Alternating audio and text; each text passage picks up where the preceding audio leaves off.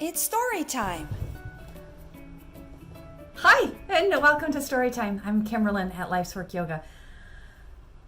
Let me just catch my breath.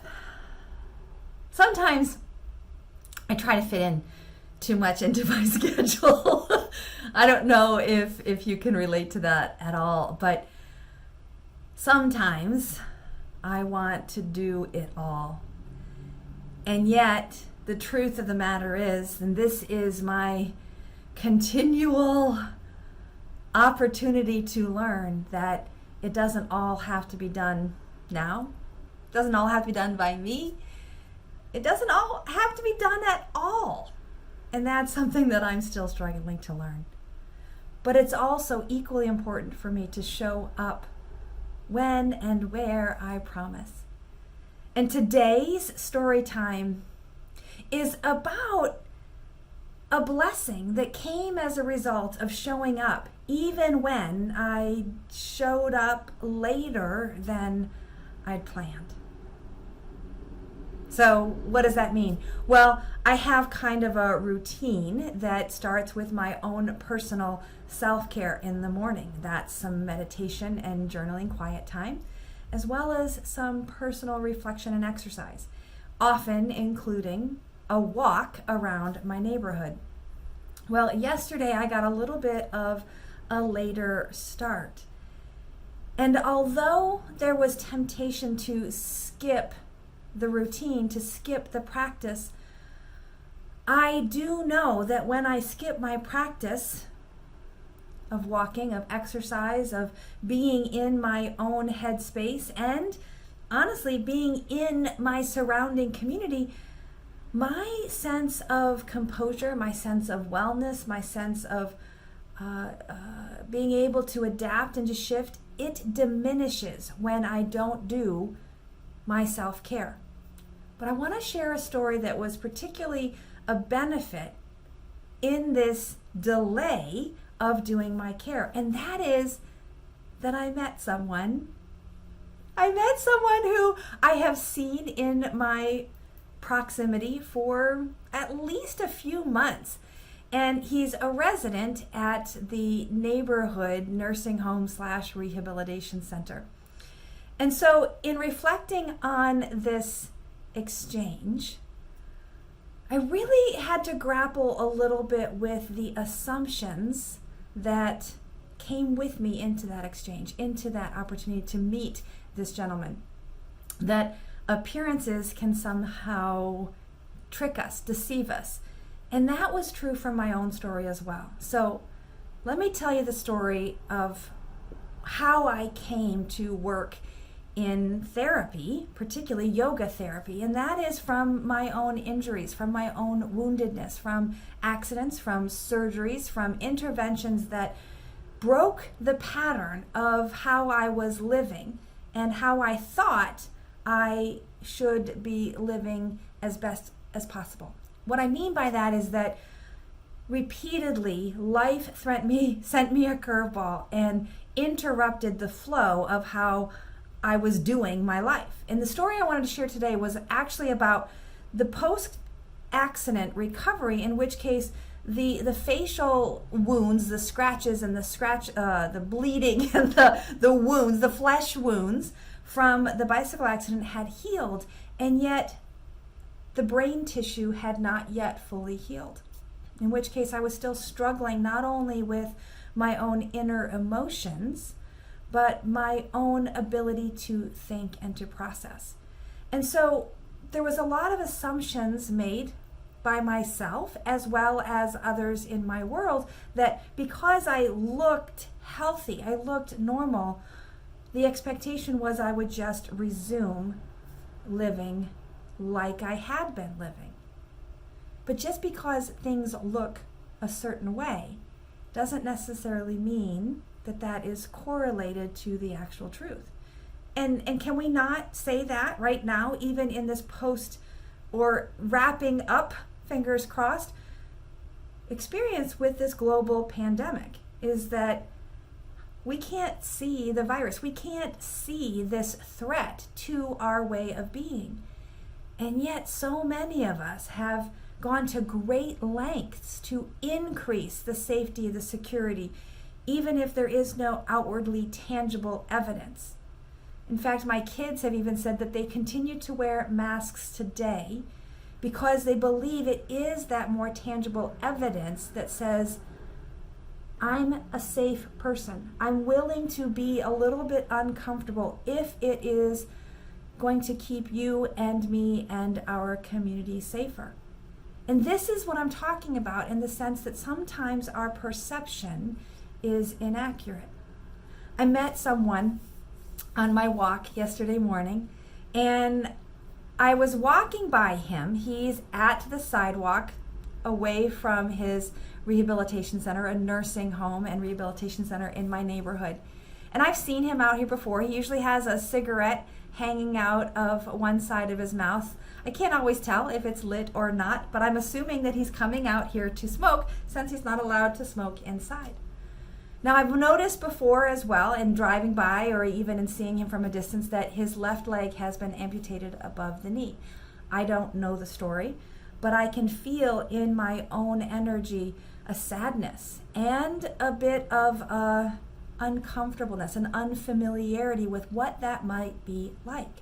Now, I do know what it's like to not be able to move my body, to use my body in the way that I have always been accustomed, meaning to be active, to be self-engaged, to be self-sufficient in getting around. When I was recovering from dislocation, I couldn't pick up my kids. I couldn't pick up a casserole pan to put it in the oven. I couldn't fold laundry, right? Because I couldn't move my arm. Post surgeries, I also couldn't move in any way because of abdominal surgery. You have to let that heal by not extending and pulling.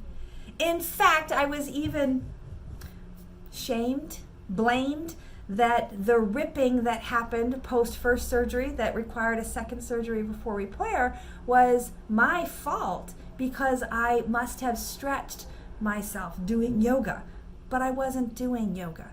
The point is, right, is that what is yoga for me? It's all yoga, but it's about coming to an awareness to recognize these assumptions, recognize the myths and the truths that coexist in the moment so we can choose wisely how we show up. Yesterday, I saw this man struggling to open his little plastic cup of juice. You know how they peel back the little tinfoil layer? But he looked like he was struggling a bit, and at one point he was almost going to spill it. So I offered assistance, and he refused. But this began our exchange, in which case he followed up by asking my name. I find answering that question is always a bit of a conundrum. Will they pay attention enough to actually hear my name? Do they want to know, or are they acting in rote? Are they just filling in space? But to my delight, not only did he listen, he repeated and then commented. He observed and he commented, one of my favorite strategies for inspired living. He commented on the uniqueness of my name. And then he shared that he thought it was beautiful, which was like sprinkles on top, right? I didn't choose my name, my parents did, but I chose to share my full name, Kimberlyn, with this stranger.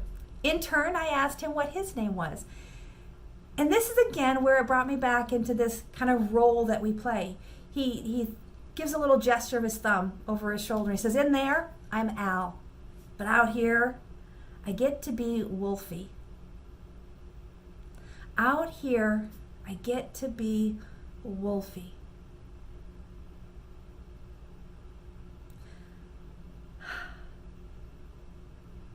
I want that energy of your true self to be the safe, calm, abiding space no matter where you occupy.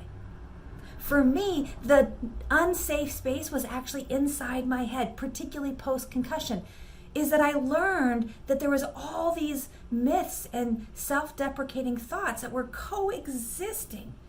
And in my conscious state, when I had full power of my frontal lobe, I could combat those myths and those fears. But when my brain was actually in harm, injury, in repair, I didn't have the energy or the perspective to see these myths as myths. And as a result, I plummeted into depression. Now, I have a long history of learning to cope with anxiety, but depression was a whole new ballgame for me. And I didn't even notice that that was the state because my brain wasn't functioning optimally, right? Wasn't really functioning much at all. I couldn't make decisions. I couldn't listen to music. Even listening to my children or my partner, I would often lose track of the topic before we got to the midpoint of the sentence. And so in meeting Wolfie yesterday, I could see myself not only in what must be a new transition for him, being a resident in this facility where his legal name is dominant, but having access to his chosen identity of Wolfie when he breaks free from the walls of the rehabilitation center. I imagine there's also some continual recovery in regard to what is an amputated leg. I don't know the story, but I know that there is a story. The Bhagavad Gita reminds us that everyone is fighting a battle. And if we assume that what is on the outside is consistent with what is on the inside, or what is beneath the facade, the armor that we wear, we really do miss the opportunity to see someone else's spirit, their truth, their Atman is the Sanskrit word, that spark that lives within each of us and yet connects and unites all of us. I met a man named Wolfie yesterday, and his spark was so bright, despite what his outward appearance, a cigarette, not lit by the way, an amputated leg, in a wheelchair outside a rehabilitation center. In so many ways, his outward appearance screamed weakness, devastation, disappointment, struggle. But the moment that we connected with words, I saw what I believe is his truth. A light, an energy, a compassion to be in community, to be fully alive and human. Thank you for letting me share this story. And I'm sure you have similar experiences, both where your insides and outsides felt incongruent, or maybe you made an assumption, or someone made an assumption about who they thought you should be or who you would be, in which case they either expected something or rejected something.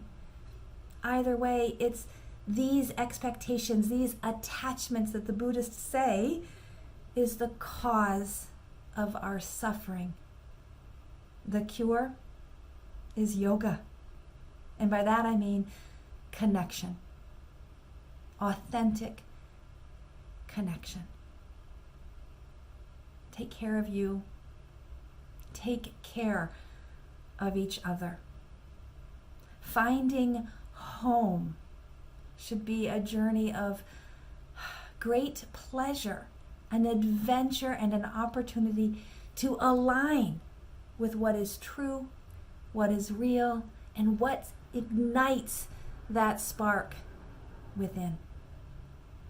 Be well. May you breathe deeply and move freely. May you labor lovingly and live vibrantly. May you be well. Namaste.